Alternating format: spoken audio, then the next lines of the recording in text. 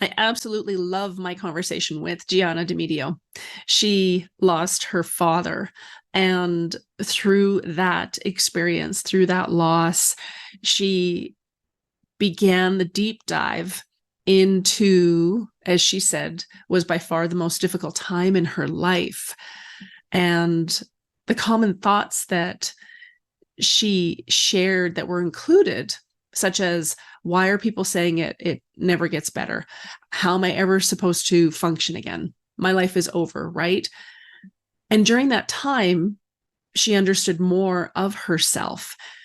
She understood more of the world of grief. And she realized that there was a need for a greater understanding of loss for everyone. You see, grief can easily make you feel like your world is over and that you are alone. And she is here to tell you that is simply not the case. There are millions of us who have lost a loved one and are continuing to live a life worth living. And by leaning on each other, finding the light and even the humor in everyday situations, and always keeping our loved ones in our heart, we can make that happen. I think you'll love this episode. Hello, and welcome to the Oracle of Light. I'm Gianna DeMedio. I'm a lifelong medium and certified life coach. And making the connection with the afterlife has brought me the greatest joy. Since losing my son, Jack, I have navigated grief, heartache, and despair. And it was through connecting with my son on the other side that my heart began to heal and I was able to find joy and meaning in my life again.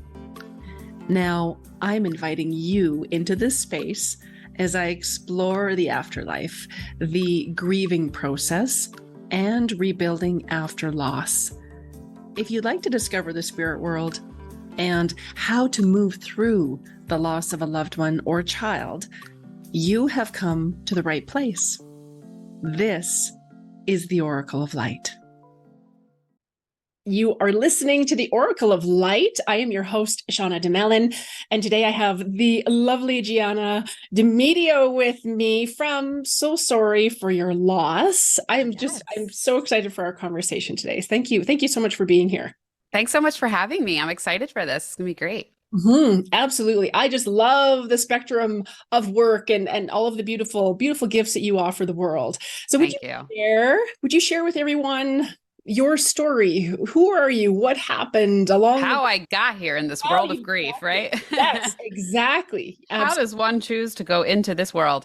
Well, it all started for me with the loss of my dad. I was 27 years old, and it's interesting. I say he died suddenly, which he did, but really there was a 5-day span, and I think that really was a catalyst for me doing what I do too, because I was encompassed in it for 5 whole days, which I know seems very short. There are so many people that go through this for months on end with their loved ones in hospice. But my dad had a heart attack on a Wednesday, and it was just fight to the death, literally, for that entire time. And my family and I tried to make decision after decision we could to try to save him, and it was just clear that it wasn't happening. And that Monday, we let him go, and it was an incredibly hard transition for me, of course. I mean, how do you go through that and just like come out fine on the other side? You don't. But what I've really spent time doing is making sure that I can be a better person because of it. And I want to be able to say that my dad's death wasn't for nothing. You know, like, let's say what good can come from something like that. So unfortunately, after that, I experienced a couple other profound losses too in my life. It was kind of about a year and a half of death, which, you know, for anybody that's been through it, it is all encompassing. And I needed to face it head on to be able to understand it and to be able to move through with the rest of my life. I'm sure we'll talk about later. There were some other things where I found out where this kind of was like built into my DNA, and seeing how people were dying at these young ages. And I just didn't want that to be my story. And I thought if I were to really tackle the issue and face it and not just shove it down, that I would have a better life, not only for myself, but for my future children and for my family and friends around me, and for the strangers that I've been meeting through the work that I've been doing. And it's been so gratifying. And I really hope to be an inspiration to people that life is not over when you experience loss. Sometimes it's only just beginning, because there are so many things that I would never have been able to look at life in a certain lens had this not happened to me. I'm not saying it's not sad. I'm not saying you can't be sad with grief. You absolutely can, but that is not the end of it. There is more to your story. I love that. And I often share with people, that grief and joy coincide. I mean, I call them, pockets of grief or waves of grief. And it's, I've often joked with people that, the first couple of years after I lost my son, Jack, I didn't wear mascara because I didn't know when I was going to be triggered and I was going to be a big blubbering mess.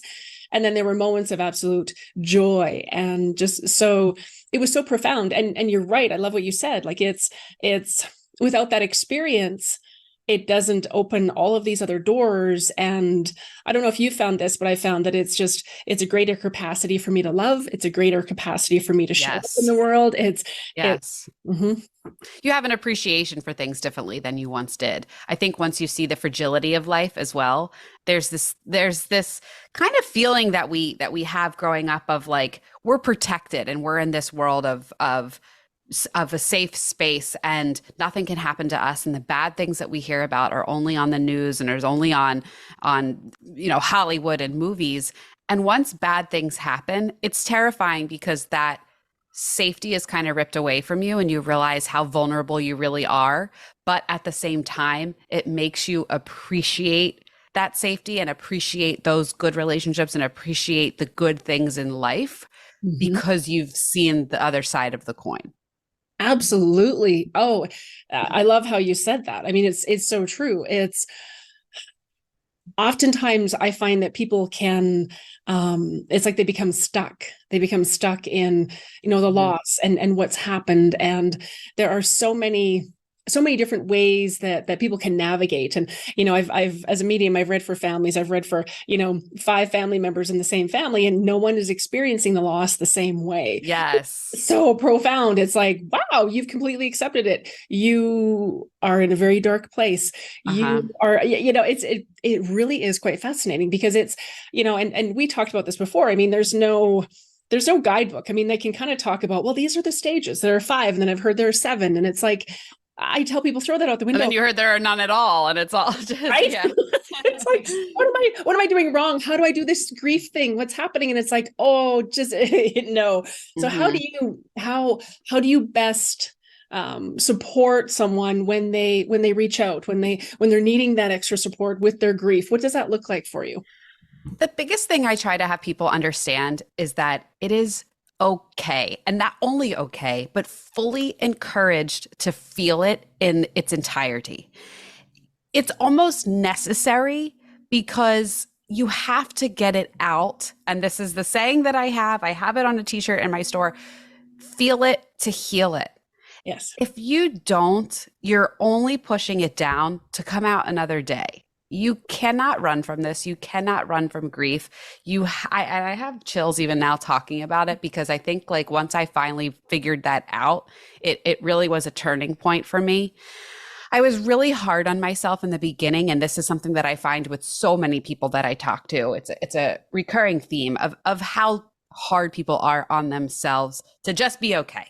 Yep. To just bottle it up, be okay. I cried for a few weeks and now I should be okay. I remember saying to myself, like, it's been 2 months. I should be over this. Like, oh my God, 2 months, like, I don't even think 2 years I was really still okay. It's fine to get all of that out, because that's the only way you're really going to truly process it Yeah. So to take that time to have the days to just lay in bed and do nothing, have the time to go through photos and cry your eyes out, journal like there's no tomorrow, get the thoughts down, get everything out of your head, feel ways that you can process it in different, have conversations with millions of people about the person that you lost, about the sadness that you're feeling, get different perspectives on it, really go out there and do that work and feel it to its entirety.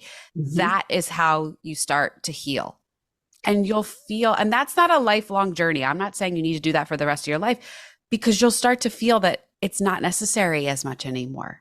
And you'll start to realize that the legs that you once couldn't stand on are all of a sudden becoming stronger because of that work. And your grief doesn't need to be part of your everyday life. I love that. Your grief doesn't need to be a part of your everyday life. That is so true. It's almost like there's this unwritten rule where it's, suffering is noble, and I'm not going to be able to get past it. And then there's the other side of it where it's like you were saying, all right, it's been a few months. Let's get on with this. Let's just put that away. It's done. It's over. And it's like, it's true. It's like, it'll just keep rearing its head until you look at it. It'll keep rearing. After I lost my son, it was, those first 2 years, I don't remember. I just threw myself into, baking cupcakes for the school for my daughter. And I was looking at everything else besides that, because I didn't even know where to start with it. I was like, oh, yes. I didn't even know what to do with it. Yeah, I went through a phase where I felt like my identity was my grief. Like that was the only thing I could talk about. That was the only thing on my mind. Even if I wasn't speaking about it, I was very conscious of it in my social interactions of like, are people thinking that I'm being awkward right now because I just didn't sleep because I'm so grief has been so much on my mind, or like very aware of everything that people were saying, almost like on pins and needles, waiting for something to be a grief trigger to completely throw me off and throw me into tears. Like there, even if you're not talking about it, it was still very much in the front lobe, right? Like you were like constantly thinking about it. And then I remember probably about 2.5 years, like you were saying, I started to feel like, okay, this isn't my full identity anymore. I don't feel that it's like I'm wearing it like a giant sombrero out wherever I go.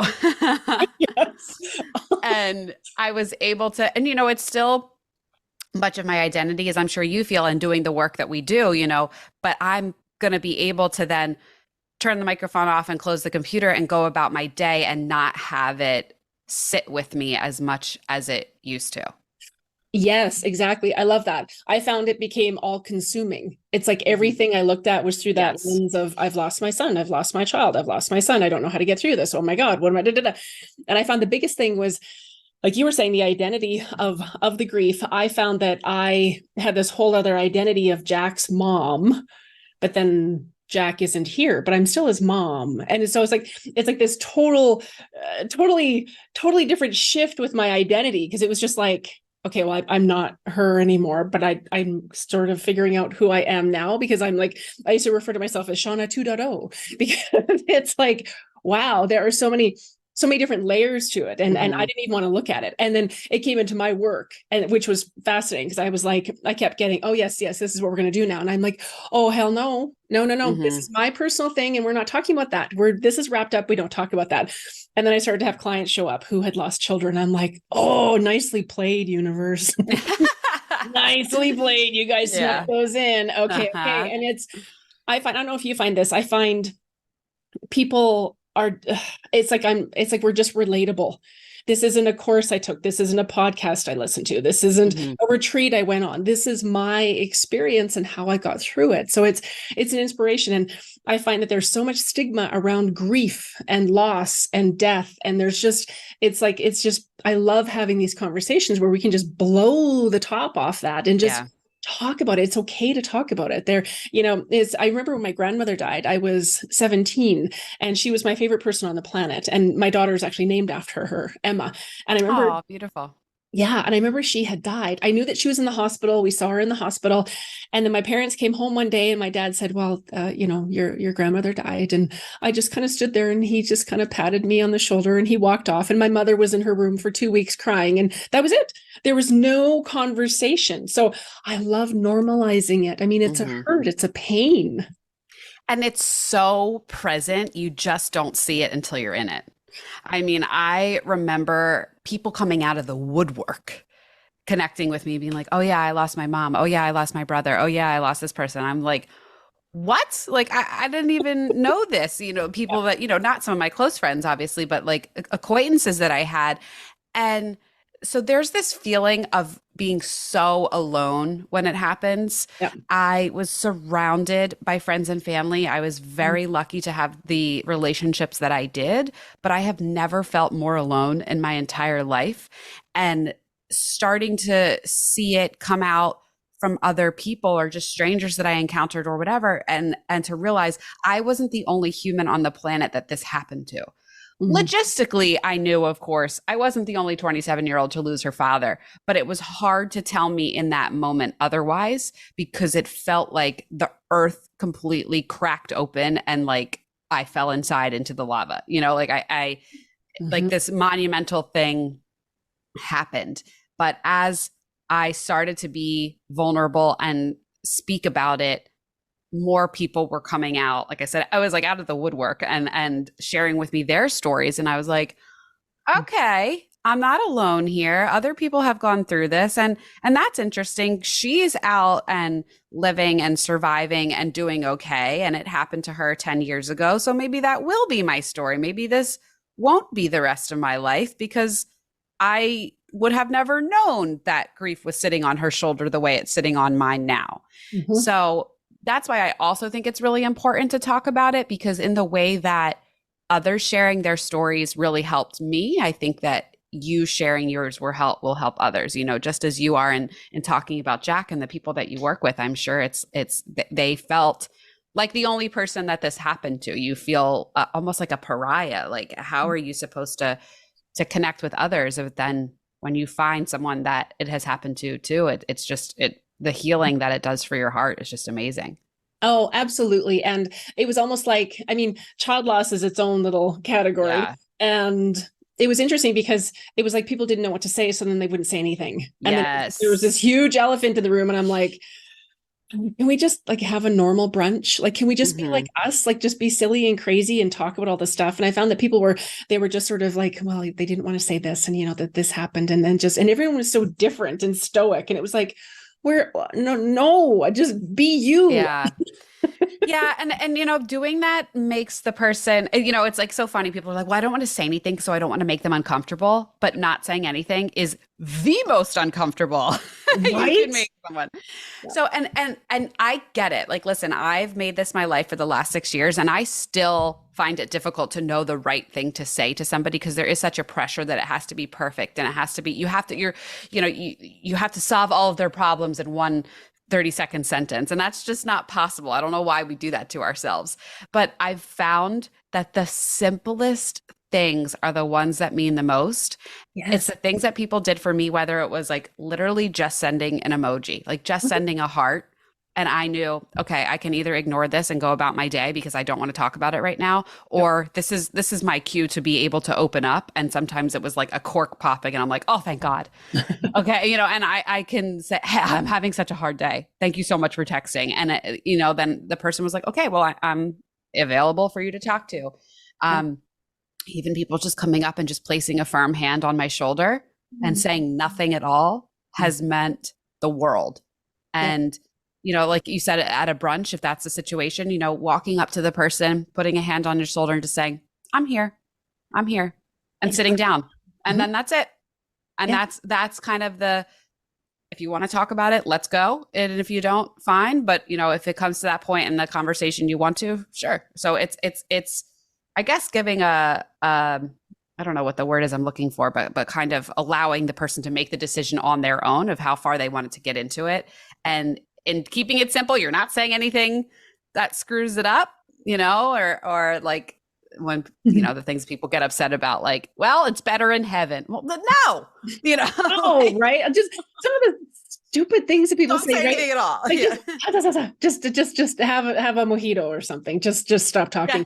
And it was so funny because it was just like, well, be thankful that you have Emma and it wasn't meant to Oh, be. And well, maybe you can adopt and like all these things. And it's like in the back of my mind, I'm thinking, do not react. Do not react. They're trying to help. They're trying to help. They're I trying to help. know. And then it was almost like, I think at about the 6-month mark after we'd lost him, it's like nobody brought it up anymore. And it was like, Yeah, that gets really hard. That gets really hard because it's like it's not something that I wanted to talk about so openly, and because it's become a part of my work, everybody knows, and everybody's like, they know what heart rocks are and they know what this means and what that means.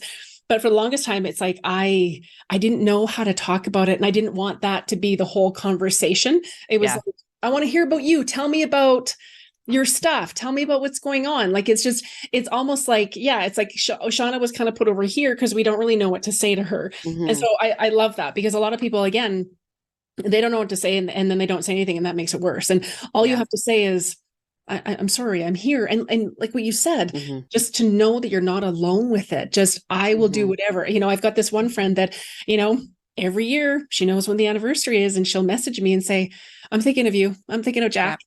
How you doing? I'm here. I love you. If you need anything, let me know. And I don't need anything, but just that is enough for me to go, okay.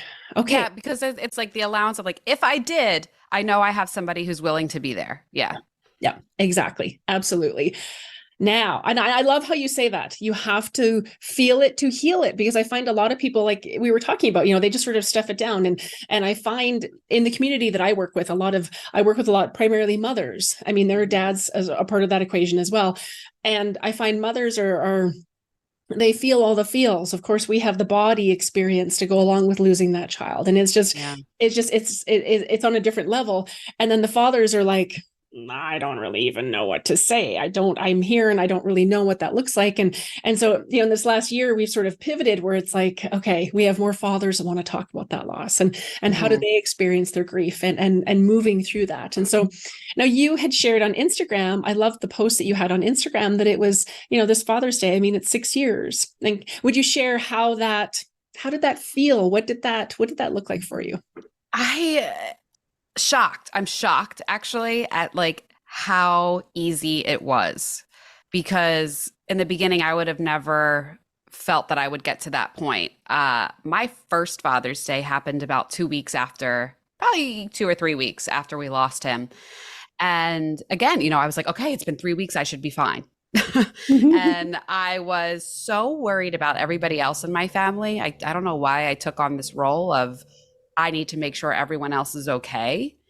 And I was worried about them so much that I definitely pushed my own feelings down, tried to be strong, tried to make sure I did everything and was everywhere at the different family events that there were that day, and got home and realized, oh my God, I didn't see my dad today. And oh my God, I'm never going to see him again. And like an enormous tsunami took over me. I had a massive panic attack. Next thing you know, my future husband, who was my boyfriend at the time, is calling 911, and paramedics had to come scoop me up off the floor. And I spent the night in the hospital. And I quickly learned I can't do that again. I think that was really when the feel it to heal it kind of, started to creep into my mind of like, I can't push it down. I can't worry about other people. I have to be selfish. This is my time to really be selfish. And that's a hard lesson. That is a hard lesson. I know that people, that's society is really trying to push that about just taking care of yourself better. Be selfish. Think about what you need. It's going to make you a better person in the end.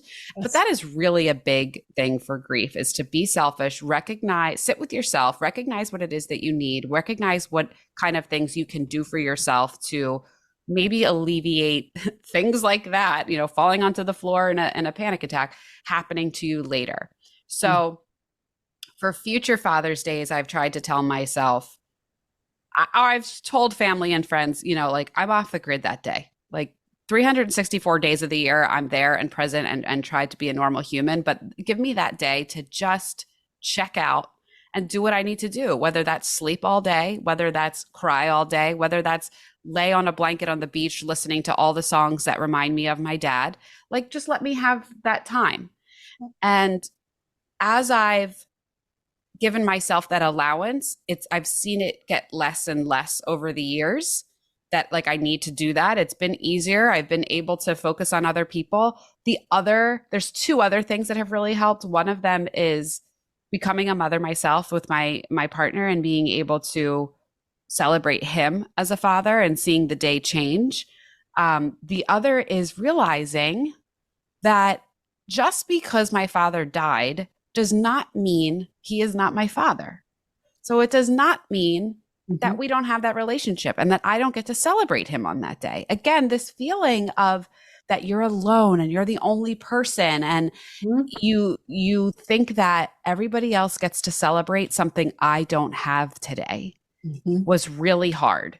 But when I realized, no, he's still my dad, I still can celebrate him. So maybe he's not here to celebrate with me, but let me talk about him and share memories and share the music that he loved and have that day still be about him. Like, that mind shift has really helped. And with you, I wonder if that's something that you've done on Jack's birthday. If it's like, instead of completely ignoring the day, have you been like, yeah, this is Jack's day. Like, let's make this about him and bring him back into the fold of everything.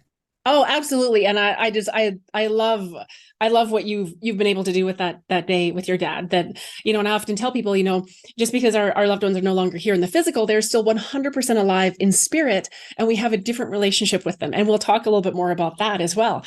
And it's interesting because, every year it's on Jack's anniversary. I unplug from everybody. I don't go to the gym. I don't go to the farmer's market. I don't even look at my phone. Like, people will check in throughout the day, and it's just like, no. And I allow it to be whatever it's going to be. And so this year was a little bit messier than other years. Like, there have been other years. I mean, I'm 10 years in now. And so those first, few years were a nightmare. And then, allowing myself to grieve him. And then every year it was like, I would think, oh God, what's going to happen? And how do I work through this? And like, Mother's Day was a total nightmare, because it was like, okay, what do we do with that? And, one of the coaches that I've worked with for years, she said to me, you will always be Jack's mama. Always. Always. That love doesn't die. That connection's always there. Your baby's there. He's there with you. And so, on Mother's Day, Mother's Day and his anniversary, those are 2 days that I completely check out. I'm like, just leave me alone. I'm doing my thing. And it was on his anniversary this year. I always go find heart rocks. And so heart rocks are one of my signs from him. And so I said, Jack, Mama needs heart rocks. And so I get my latte and I head out to the mountains. And that day I found 31 heart rocks. Wow. Yeah. Like, he's there and he's like, here's another one. Here's another one. I'm like, okay, next time. He was having fun with it. He was showing off. He was showing off. I was like, oh my gosh, like you totally delivered that day, my love. And I sat there and I thought, okay, you need to bring a bag next time, or a bucket or something, right? Like, it was just like, oh my gosh, it was beautiful. And so it was, and for me, the signs, and, with the work that I do, the signs are like, I call them sprinkles of heaven. They're just little sprinkles of love from heaven. And just when we end every session, everyone knows what their signs are, go look for them, and they're going to start to show up. And it's so beautiful. And it helps us to know that we're not alone. It helps us to know that our loved ones are still very much a part of our world. And I always tell people, every time I find a heart rock, I instantly feel Jack. I'm like, there he is. There he is. There he is. And so it's absolutely beautiful. It is. It's, and again, having the awareness that we don't have to show up the way everyone else is expecting us to. We don't have to, just put on a happy face and, okay, well, this is what we've always done, so I'll go and do this, and this is kind of what's expected of me. And it's like, no. And I love Cheryl Richardson. She wrote a book called The Art of Extreme Self-Care.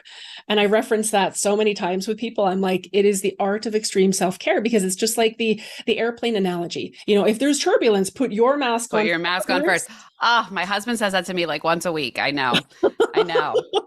I was having some mom guilt yesterday. My daughter started camp for the first time. And then I was going to meet up with a friend out of state. I drove a few hours to see a best friend of mine.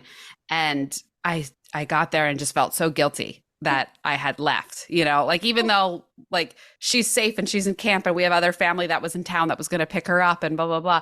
But I was like, oh, I just feel so awful for having left. And my husband was like, but you need that time too. Like you're going to be a better mom if you get the friend time for yourself. Like you need to put your oxygen mask on first. So yes, I'm telling you, he uses that analogy like once a week for me. And it's true. And every time I'm like, all right, you're right. You're right. Okay. I love that. And there was another analogy that I heard a few years ago. I think maybe it was Mel Robbins. I can't remember, but it was, imagine that, you've got a cup on a saucer. You are the cup. So you need to be full. And then everything that overflows goes into the saucer and then people can drink from the saucer. So you are full. You are not depleted. You don't get, I would know that I was overextending myself and doing too many things I didn't want to when I was grieving and healing, because I'd start to get resentful and I'd start to get kind of spicy and I'd just be like, oh, fine, I'll go. It was like, okay, fine, I'll pick up the cupcakes. What else do you need me to do? And it was like, okay. I'm not showing up as the best version of me. Yeah. I need to take a step back from this. So I love that. And I think it's as women, especially as mothers, as soon as you have children, it's like, okay. Yep. I don't have to do everything. I don't have to wear all the hats. I think we're just so used to handling it all. We're just so used to playing that role and handling it all. And it's just, sometimes it's hard to take a step away from that. It very much is. And how do you know that you can, unless you have examples of that, unless you are seeing that other people are doing the same or feeling the same? And, that's why I think community is such a big part of it, and being able to seek out others that are going through the same, and instead of just seeing a mirror reflection of yourself, seeing how other people are doing it. Is it okay for me to do this? What's somebody else? How do they handle it? And, it's not always going to be the best. Somebody else may handle it in a terrible way that, for you would be terrible, but for them maybe helps. So it's all about kind of like trial and error and just finding that community and seeing what makes sense and what's best for you. It's a dance though. It's a very difficult dance. And like I say, it takes work, but it's work for you, and nobody's more worth it. So you have to try. I love that. Nobody's more worth it. It's true. It's, and you touched on this earlier. It's almost like, I'm this intense guilt. I used to joke with people. I'd say, is this my ADHD guilt coming in? Like if I really take care of myself, like I shouldn't take downtime, and I should always be doing something, and I should always be showing up. And it's almost like my value and my worth was attached to doing more and doing more and doing more and doing more. Mm-hmm. And then finally I just became so burnt out. And after everything that happened with Jack, and as I'm sure with the work that I do, if I'm not able to show up as a neutral vessel, I am useless to everyone. And that broke my heart when I had to take a step back from the practice for about 6 months, because it was just like, I'm so used to telling stories, and I'd be telling a story and I'd be like, oh no. 100%. The same thing happened to me with the podcast. Actually, I had started it and I took a break for almost a year because my second break was because of my pregnancy, but my first break was for almost a year because it was just too hard for me still. Like I found myself like dragging my feet to go into interviews because I didn't want to talk about things. And I'm like, well, then this is not fun. Mm-mm. This is not what it's supposed to be. I'm not going to be my best interview. I'm not going to, ask the questions I should or make the person even feel comfortable. Like this is not what this was about. Yeah. So I totally get that. Absolutely. And I think it's an incredible level of self-awareness to go, you know what, I'm not feeling good. And I need to take care of that. And I often tell people, they're like, well, and I remember after we'd lost Jack, and I went to my doctor and I said, I don't feel good. I'm not sure what to do with this. It's almost like I call it our spiritual toolbox. It's like I dumped out my spiritual toolbox and I'm like, now what am I supposed to do? Yeah. Like there's nothing left. Oh my God. So I book in and see my doctor, and she's like, well, okay, so do you want to go talk to somebody, or do you want like a prescription for something? And I said, those are my options. Mm-hmm. And 10 years ago, especially in the child loss community, it wasn't talked about the way that it is now. Yeah. And it was just like, I didn't know what to say to anyone. I didn't want to go talk to someone about my stuff. And I didn't want to be taking something if I didn't really know why I was taking it. I said, I just didn't understand why I felt so horrible and sad. And I think, and I talk openly about this with people, after we lost Jack, I mean, that was the beginning of the end of our marriage. Mm. And so it was like my, husband at the time, he was like, I'd be, a blubbering mess, and he'd be like, okay, I'll go pick him up from school. I'd be like, okay, okay. And then he would come home and say, all right, so what are we having for supper? And it was like, Yeah. there was this huge disconnect. And so it was Yeah. at that point that I thought, I need to figure out what this looks like for me. And I always tell people, you know what, your grief is yours, and you have to be very gentle with yourself, and I find a lot of people will, it's like they almost gaslight themselves. Well, I should be over this. It's Oh, not a big deal. 100%. Yeah. Just like, 100%. seriously, it's like, okay, stop. So Just many stop people it. that I talk to do that. And I just have to be gentle because I know that I was in the exact space too, Yep. where I did that to myself and quite frankly still do sometimes. And I just say to them, like, totally valid that you feel that way. Totally valid that you're putting that pressure on yourself. Yep. 99% of the people do, Mhm. but it's not the truth. And you should not be expected to do X, Y, and Z or whatever it is. Like, let's unravel that for a second and see what we can do to make sure that you're not putting that pressure there. Exactly. Exactly. Now, I love how you shared in our last conversation how becoming a mother filled a void in your Ah, heart. Would you yes. talk a little bit about that? Yes. So the choice to become a mother was something that I didn't take lightly.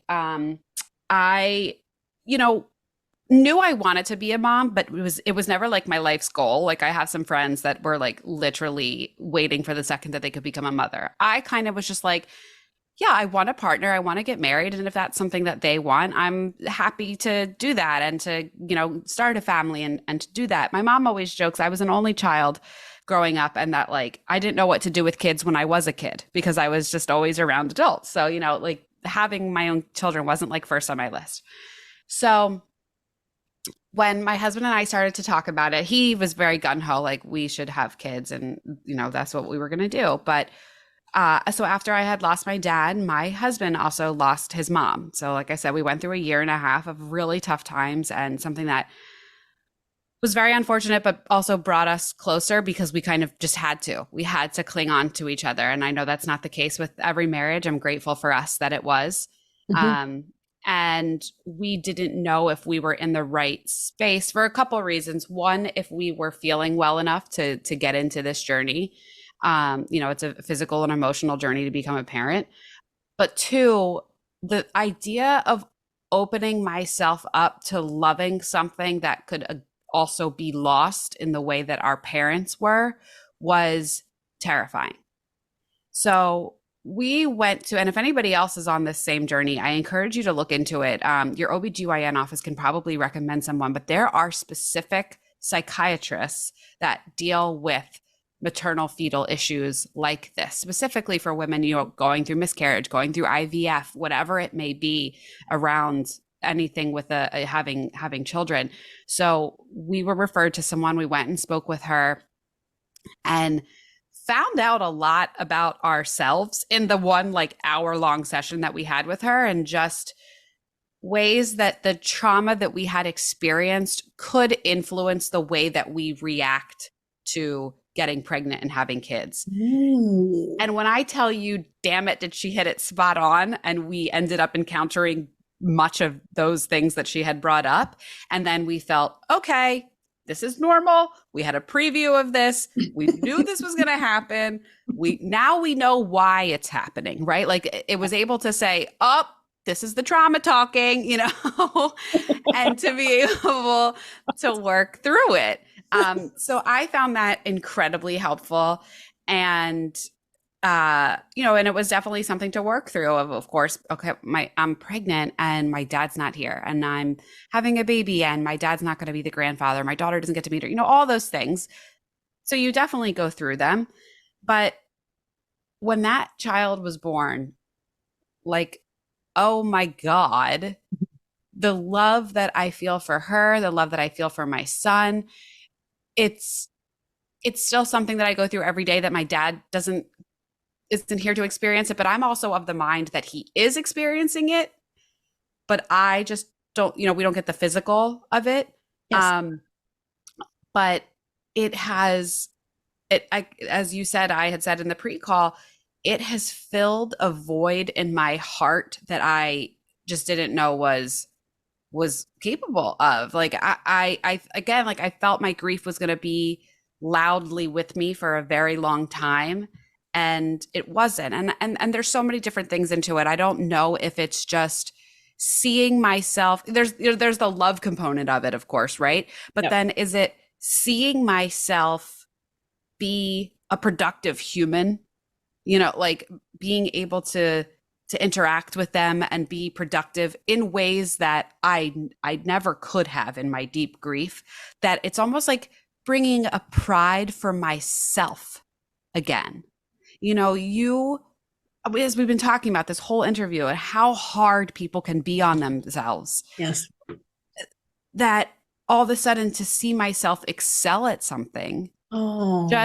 just really, it did wonders for me. Mhm. And so I think it, between the love of the children and the way that who I was becoming, despite thinking I could never be successful at anything again because grief just ruined my life, it really, it's just been everything and more and that I could have hoped for. And I like to think my dad is really proud of that too, because what's the alternative? I would have said no, I'm not having kids because my dad died a few years ago. Like what's that? And I'm sure for some people that's the case, but for me, I was really proud that I was able to move on in a way to create a life for myself that has been really beautiful. Oh, I love that. Thank you for sharing. That is just so beautiful. It's something that I refer to as life after loss. Yeah. There is a way that you and like you said, you have to feel it to heal it. Like I tell people, you have to go through it. You Hmm. can't sidestep it. Like I probably baked 10,000 cupcakes in 2 years, and that didn't get rid of it. Hmm. Not talking about it didn't get rid of it. And so yeah, it's going to rear its head. And I think it's just so beautiful that you were able to feel that again, to feel that sense of accomplishment, and I'm proud, and I did this, and I've got this, and this is incredible. And you touched on, people often say to me, well, you're a medium, what's the big deal, you can connect with Jack. And it's like, well, I can't physically hold him. Yeah. I can't smell that outside smell on him. And Hmm. I said, it's different. So absolutely, and I find, the first year or two, the year of firsts, Yeah. was Oh. just, oh, wow. I honestly I was dreading a month out. I'd be like, okay, it's in my day timer. What are Ah. we doing? Yeah. I mean the number on the calendar. I mean, my dad died on the 22nd, and the 22nd of every month that year was awful, let alone just the year anniversary. And then, you have every first of random holidays or whatever it was, or just for me, sports were really big. So it was like, oh, okay, the first season of football, like that was freaking miserable, so Yeah. Yeah. it does start to get better. And somebody gave me really good advice early on and just said, listen, some years are going to be better than others, and some may really suck and you have no idea why. And that is just the roller coaster of this thing. Yep. And it's true. And, like I said, this year for the 6 years I was totally okay. Last year for 5 probably was my worst since the first. Really? Yeah. I don't know if like the 5 mark had something to do with Mm. it, or I think really there was other stuff going on in the family at the time that I was like, I really need you here for this, and you're not. And Mm. then it intersected like the same week of the anniversary, and I think kind of made it all worse.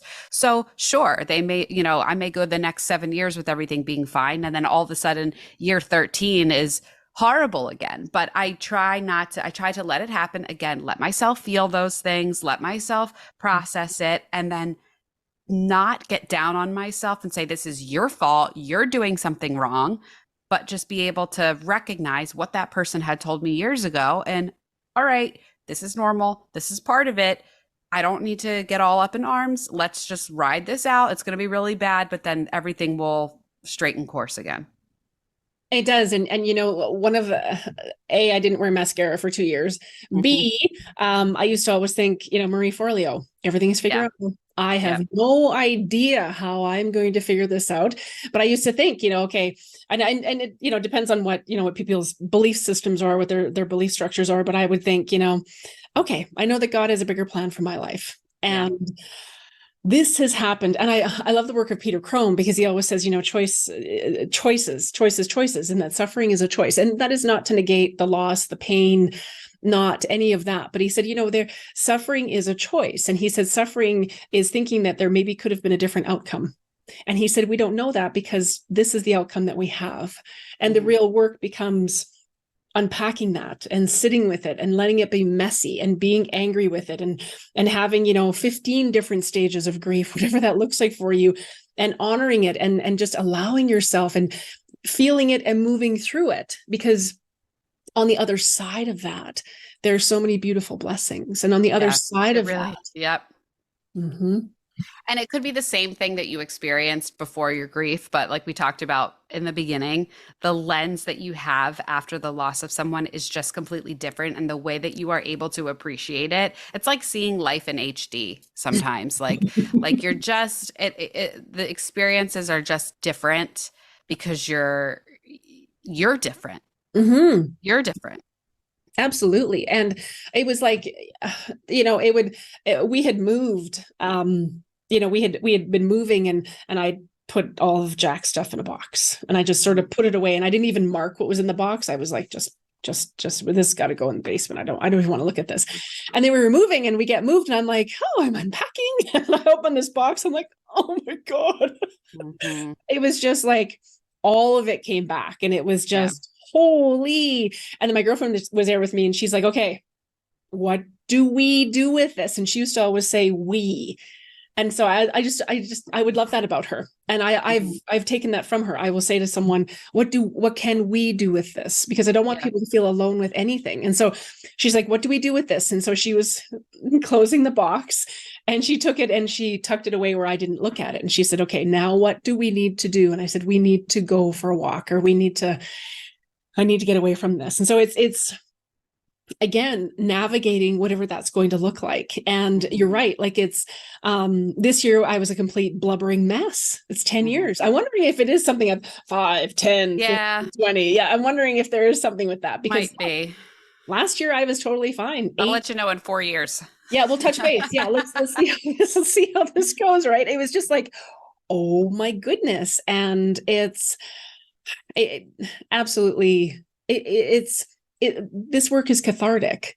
Like Mhm. it's so beautiful, so painful. It has so many different pieces to it. And you know, oftentimes people will book in and they're like, I don't even, I just, it feels like a tsunami. And I love to explain to people, and maybe you can touch on this, is, you know, if you have this loss here, it's going to ping pong back onto all of the other losses that you've had.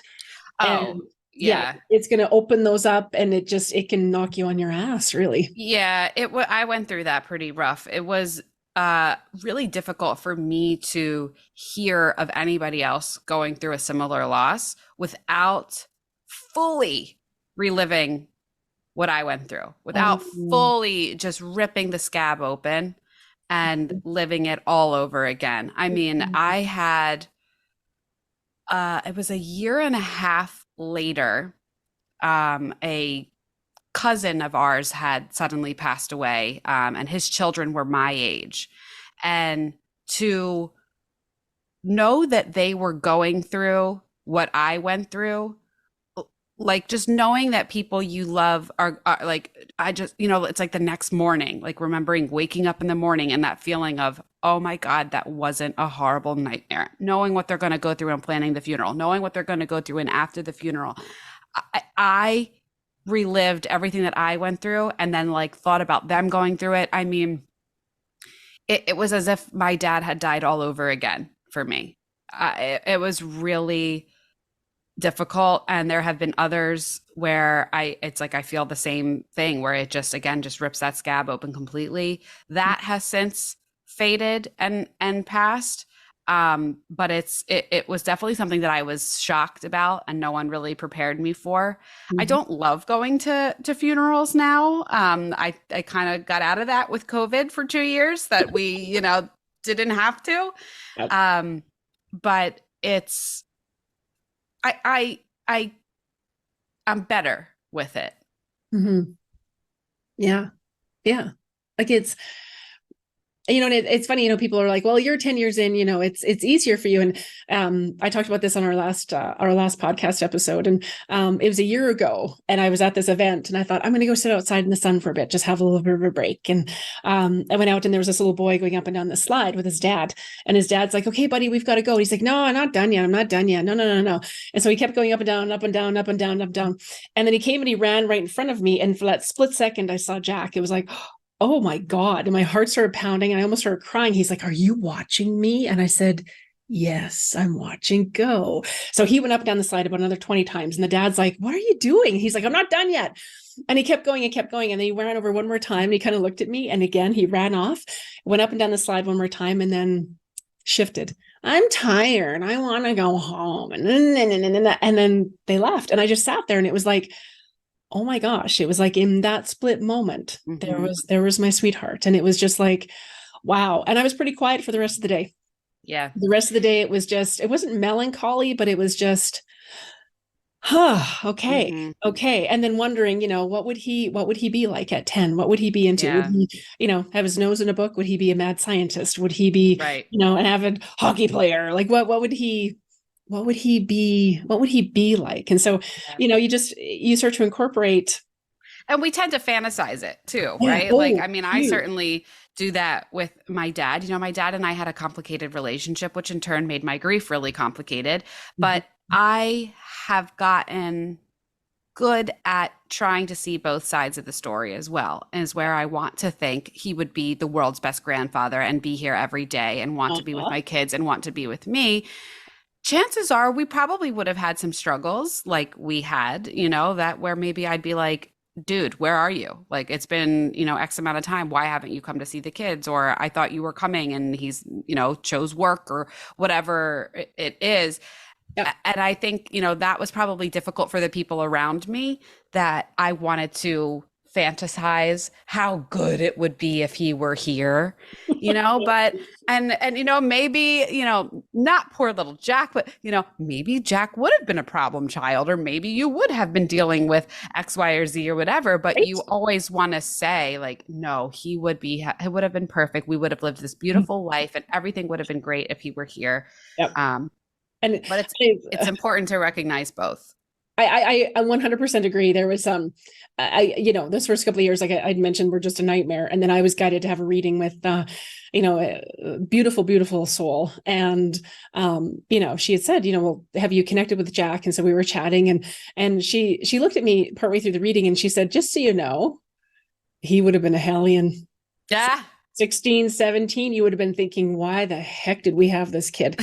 And so I thought, okay, that sounds like me. Okay. Mhm. And I thought, yeah, you're right. Like we have this idea of, oh, it would be blissful and it would be magical and it would be amazing. And it's like, well, we're in human form, and maybe it would have been, maybe not. And so I love that, because people have a tendency to fantasize about what it looks like. And, there have been, a handful of moms that I've worked with over the years who, after they've lost a child, they have decided, all right, I'm done. My life is done, and my life will not be complete until I am on the other side with them. And it's like, oh, no, no, no, no. You can create a life that you love. They want us to live life to the fullest. That, like my grandmother would say, take the bull by the horns and don't you dare stop. And she was just feisty. And it was like, okay, this is what we're doing. They become our greatest cheerleaders. And now, would you share the signs, the messages, how you experience your dad now on the other side? Oh my gosh, so many.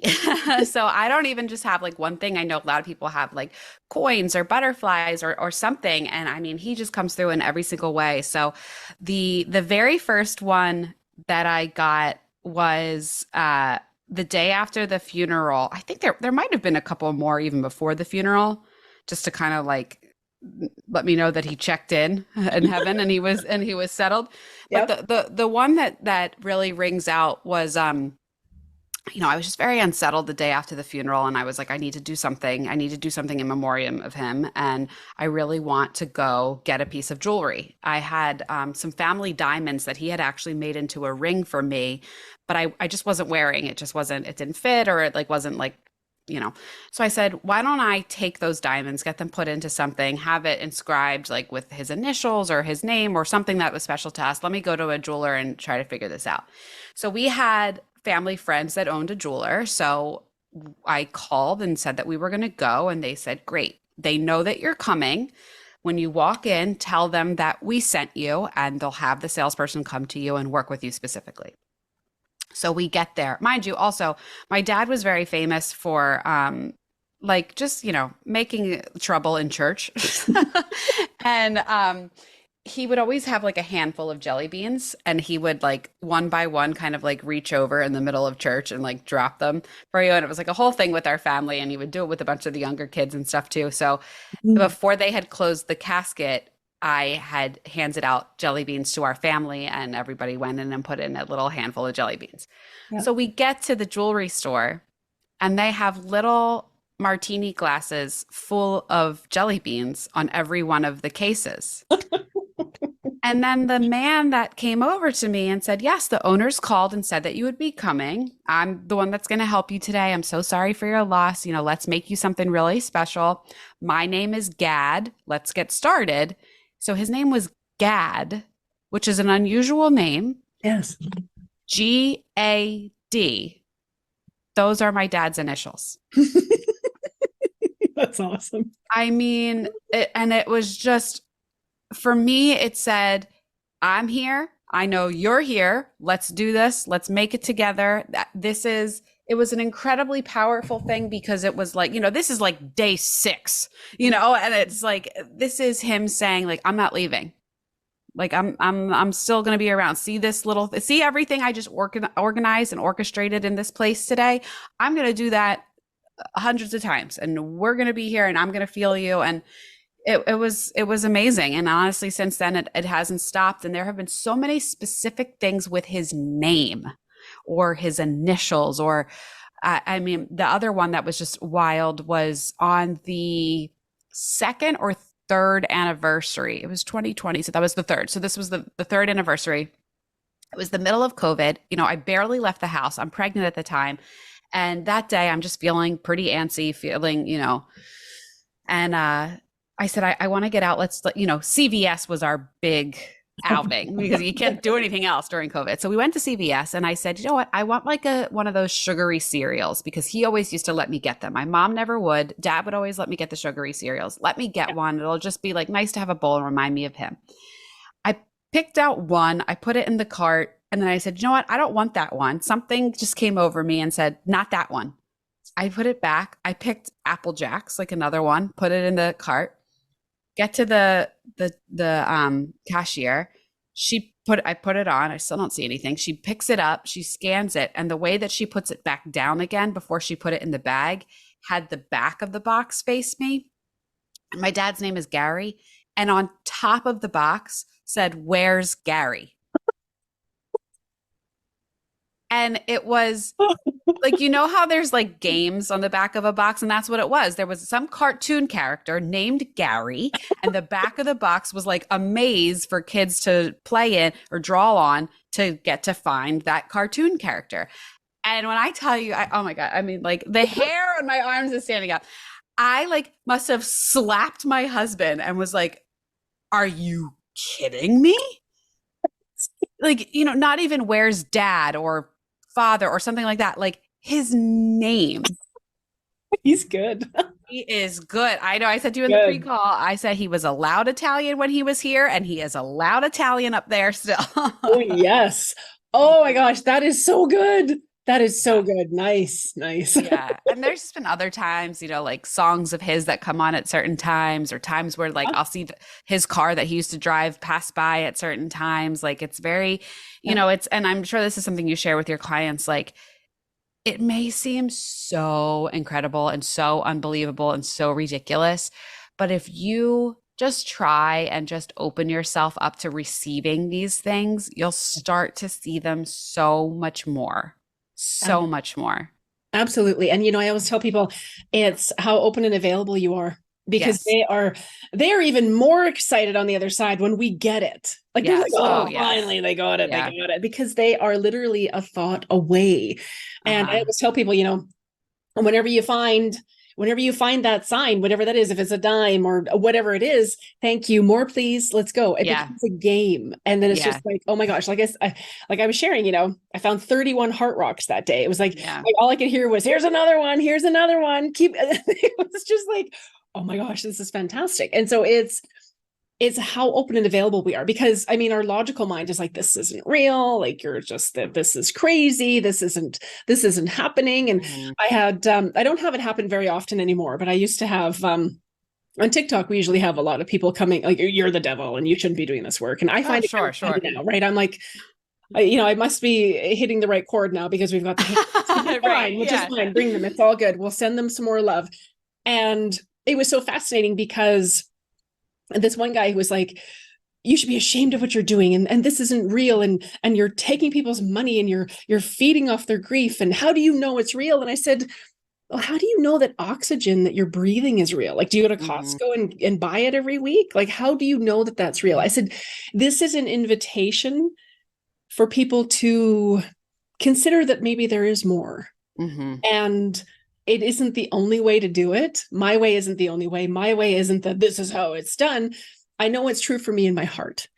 And this is an invitation for everyone else to discover what that is for them as well. And, what I know for sure is that, when we allow spirit to interweave into our world, we can create magic. And, I tell people, when you've made that connection with your loved one on the other side, you are connected to unconditional love.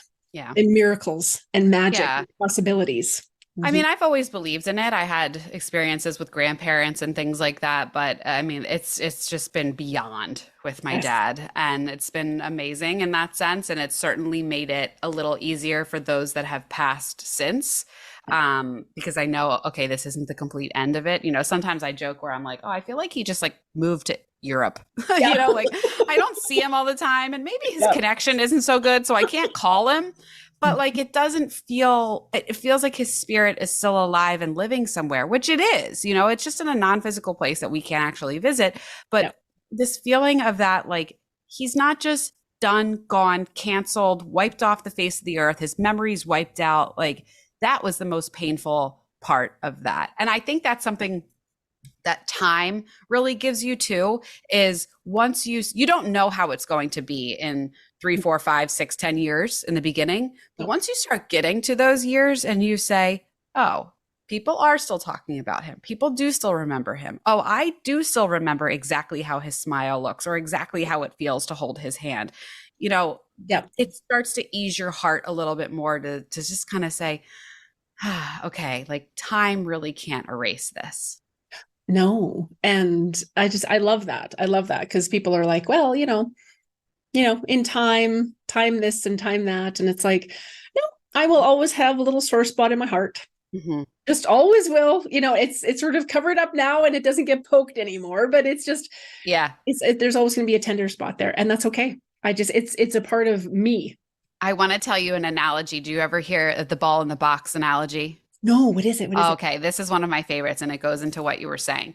So if you picture a box and there's a button on one side, that is pain, and that is your grief. And the box, when the death first happens, the ball is pretty much the entire size of the box. So when you shake the box, it's constantly hitting up that pain button, and there's a lot of pain happening. And then as time goes on, the box gets bigger and bigger and bigger, or the ball gets smaller, however you want to look at it. But that pain button is the same button, and it's eliciting the same type of reaction. But so as it's going on, and when the box shakes or life happens and just your daily thing, the ball's going around and it's hitting different parts of it. It's going all over the place. And every now and then it may hit that button. It's the same button. It is the same pain. But it may not be hitting it as often as it as you know, when it's smaller, you know, there's more percentage that it's going to hit, but then it gets bigger and bigger and bigger. That percentage gets smaller, but it's still the same button. Oh, I love that. That's That's one of my brilliant. favorites. Oh, Yeah. I love that. It's brilliant. Because it's interesting because just random weirdo things will happen. I'm like, oh, I'm crippled. I'm like, what the heck is that? What just happened? And it's just, and then, I'll go 6-7 months and it's like, I'm fine. So I love that. That's beautiful. That encapsulates it right there. That is so beautiful. Thank you for sharing that. That's amazing. I have so loved our conversation today. We could talk forever. I know. We'll have to do this again. Yes, absolutely. Now, would you tell everybody where they can find you? Because we've got So Sorry for Your Loss. You've got your website, the blog, the podcast. We've got All the Skies, Sending the Meaningful Gifts. Tell everybody everything. Yes, I have a lot going on. So if you love that saying that we have, feel it to heal it, I actually have really cute shirts on my website. So there is a sympathy shop that I opened up called All the Skies, and a little ode to my dad, because he used to tell me that he loved me more than all the oceans and all the skies. So that's what I named it. And some really cute, some merchandise on there as far as t-shirts and sweatshirts that have little emblems that say loved by an angel above, which is a really great gift for yourself if you want some self-care, or to be able to send it to someone that you know that's grieving. Some really good grief books that are in there, some self-care items. So check that out. That's shopalltheskies.com. My podcast is So Sorry for Your Loss. That can be found on Apple or Spotify, wherever you listen to your podcast. And my Instagram is So Sorry with Gianna. I have kind of transitioned. I'm not focusing so much on grief content there. I've kind of moved into this motherhood world as we talked about, but definitely some grief content in the past. And my website, GiannaDeMedio.com. You can certainly see a lot more of the grief content there. Connect with me. My DMs are always open. My emails are open. I'm happy to connect with anybody. So please reach out and take care of yourselves, everybody. Thank you so much. And we will have everything in the show notes so everyone can find you. I adore you. This has been absolutely fantastic. Thank you. Thank you for sharing your heart and your dad. Where's Gary? Yeah. Gary and Jack are up there hanging out, causing trouble. I'm sure Gary is teaching Jack all the bad tricks. Oh, yes. Yes, I'm sure I'm going to have some fun in my world coming up. I can't wait. It's going to be amazing. So thank you. Thank you again. All my love. Thank you. It's been wonderful. You can find me on Instagram at Shauna DeMallon Medium, or visit my website at livealifeyoulove.org, where you'll find my offerings, including my Growing Up in Heaven program that teaches you how to make the connection with your son or daughter on the other side. Thank you for listening, and see you next time here on the Oracle of Light.